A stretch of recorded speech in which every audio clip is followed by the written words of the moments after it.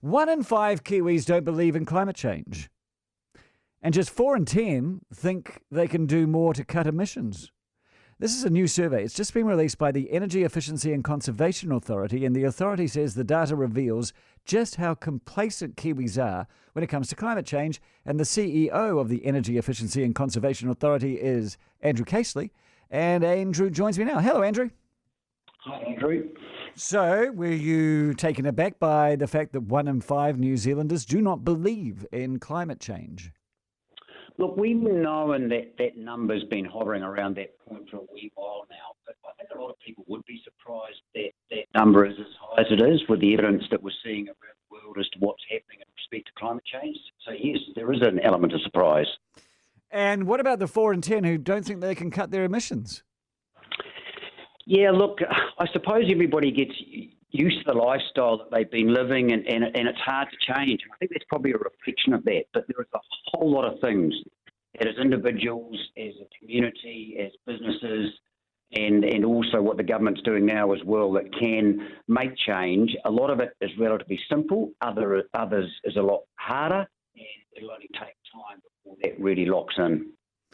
If 1 in 5 Kiwis don't believe in climate change, and by the way, is this human-caused climate change? No, look, there's an overwhelming evidence now about the impact that humans have had on it. Okay. So if 1 in 5 Kiwis don't believe in climate change, why aren't you saying 4 in 5 Kiwis, 80% do?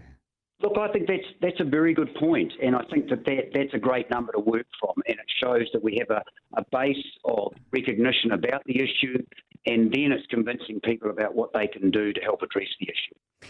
But 20% is still pretty high. Now, do you believe that these people really do not believe in human-created climate change, that it even exists, or that they think that somehow they are immune or it doesn't actually matter to them?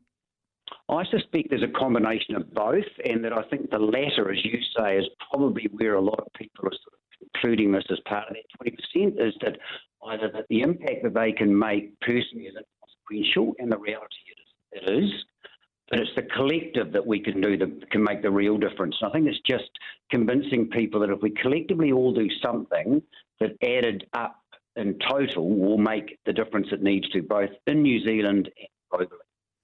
All right, well, look, also in your survey, it says that 43% of businesses, so nearly half of New Zealand businesses, believe that New Zealand is just too small to really be making a difference, that they have a few fleets of cars and they pop out a bit of carbon here and there, but really they aren't really contributing to climate change. Are they right to believe that? Look, again, if you look at it on an only New Zealand basis, the answer is realistically yes. Our contribution to global emissions is 0.17%, I think, of total emissions globally. But if every small country in the world took that attitude, then we are destined to fail across the board.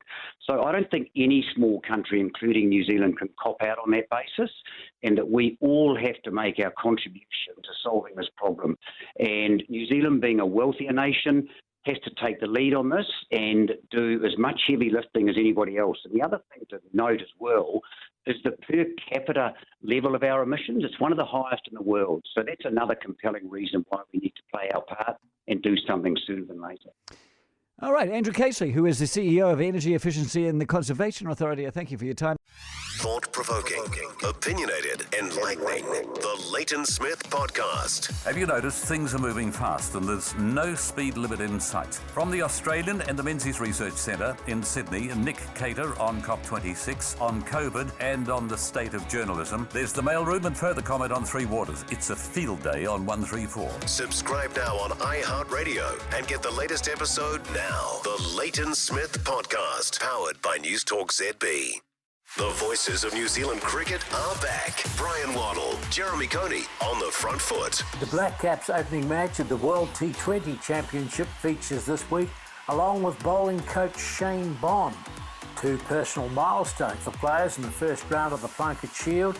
Bondi is also the subject of this week's Remember This from the 2003 World Cup in South Africa. Download the latest podcast now on iHeartRadio, powered by News Talk ZB.